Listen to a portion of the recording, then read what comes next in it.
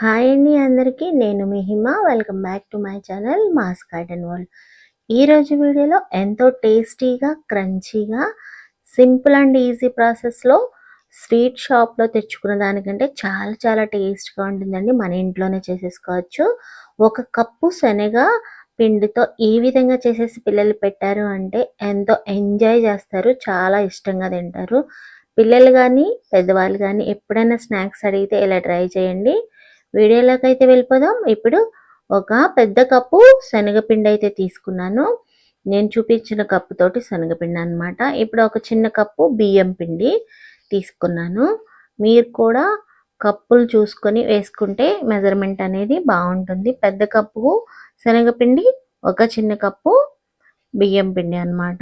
ఒక pinch of soda వేసుకోవాలి. Soda ఎక్కువ వేసేసుకున్నారు అంటే మనకి ఆయిల్ అనేది బూందీ పీల్చేస్తుంది. అలా కాకుండా చక్కగా సరిపడా మనకి తినే సోడా అనేది వేసుకుని కన్సిస్టెన్సీ ఈ విధంగా కలుపుకోవాలి. బాగా జారుడుగా కలుపుకుంటే మళ్ళీ బూందీ నూనె అనేది పీల్చేస్తుంది. నేను చెప్పినట్లుగా చేసుకున్నారు అంటే మీకు పర్ఫెక్ట్ కొలతలతో చక్కగా నూనె పీల్చకుండా ఎంతో టేస్టీ బూందీ స్వీట్ షాప్లో ఎలా ఉంటుందో అలాగే ఉంటుంది. ఇంకా వాళ్ళదైనా నూనె పీలుస్తుంది కానీ మనం చేసుకున్నది అస్సలు నూనె పీలవకుండా బాగుంటుంది.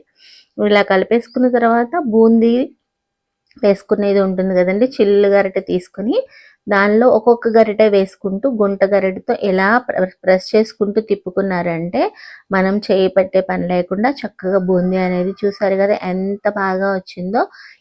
అదే విధంగా వేసుకుంటే మీకు చాలా బాగా బూందీ వస్తుంది. ఎక్కువ సోడా అయితే వేయద్దు, ఆయిల్ పీల్చేస్తుంది. వాటర్ కూడా సరిపడా కన్సిస్టెన్సీతో నేను చూపించినట్లుగా వేసుకున్నారంటే చాలా చాలా మంచిగా వస్తుంది బూందీ, అస్సలు ఆయిల్ వేలవకుండా. ఈ విధంగా బూందీ అంతా మనము చక్కగా ఒకసారిగా రెడీ చేసేసుకోవచ్చు.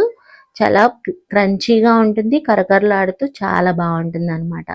ఇలా బూందీ రెడీ అయిపోయింది కదా. ఇప్పుడు 1 కప్పు వేరుశనగ పప్పులు ఈ విధంగా ఫ్రై చేసేసుకోండి. వేరుశనగ పప్పు కలుపుకుంటూ ఇలాగ ఫ్రై చేసేసుకుంటే మనకి బంగారు రంగు వర్ణం వచ్చే వరకు చక్కగా ఫ్రై చేసుకోవాలి. అలా ఫ్రై చేసుకుంటే మనకి బాగా మాడకుండాను చక్కగా క్రంచీగా వేరుశనగపప్పు టేస్ట్గా ఉంటుంది. ఎక్కువ మాడితే మళ్ళీ చేదొచ్చేస్తుంది. ఈ విధంగా చేసుకున్న తర్వాత వాటిని కూడా మనము ఈ బూందీలోకి యాడ్ చేసేసుకోవాలి. ఒక 5-6 వెల్లుల్లిపాయలు అనేది కొట్టుకొని తర్వాత ఒక 4-5 రెమ్మలు కరివేపాకు కూడా యాడ్ చేసుకుని వేయించేసుకోవాలి. క్రంచీగా అయ్యే వరకు వేయించుకున్నది కూడా ఈ బూందీలో యాడ్ చేసేసుకోండి. ఇలా యాడ్ చేసేసుకుని మనకి వెల్లుల్లిపాయ కూడా చక్కగా బంగారు రంగు వర్ణం వచ్చే వరకు ఫ్రై చేసుకోవాలి. ఇప్పుడు రుచికి సరిపడినంత సాల్ట్ అనమాట, 1 స్పూను సాల్ట్ వేసుకొని మీ స్పైసీకి సరిపడినంత కారం మీ ఇష్టం అది. ఇప్పుడు వీటన్నిటిని కలిపేసుకుంటూ మనం వెల్లుల్లిపాయలు వేసుకున్నాం కదా, ఆ వెల్లుల్లిపాయలు కూడా నలుపుకుంటూ కలుపుకున్నారంటే కరివేపాకును కూడా, ఆ కరివేపాకు టేస్ట్ వెల్లుల్లిపాయ టేస్ట్ వచ్చి బూందీ అనేది క్రంచీగా ఎమీగా పిల్లలు చాలా ఎంజాయ్ చేస్తూ తింటారు. ట్రై చేసి నాకు మీకు కూడా ఎలా వచ్చిందో ఫీడ్బ్యాక్ అయితే ఇవ్వండి. కామెంట్ సెక్షన్లో మాట్లాడుకున్నారండి. థ్యాంక్ యూ అండి. ఇలాంటి వీడియోల కోసం మన ఛానల్ సబ్స్క్రైబ్ చేసి లైక్ చేసి షేర్ చేయండి. Thank you for watching.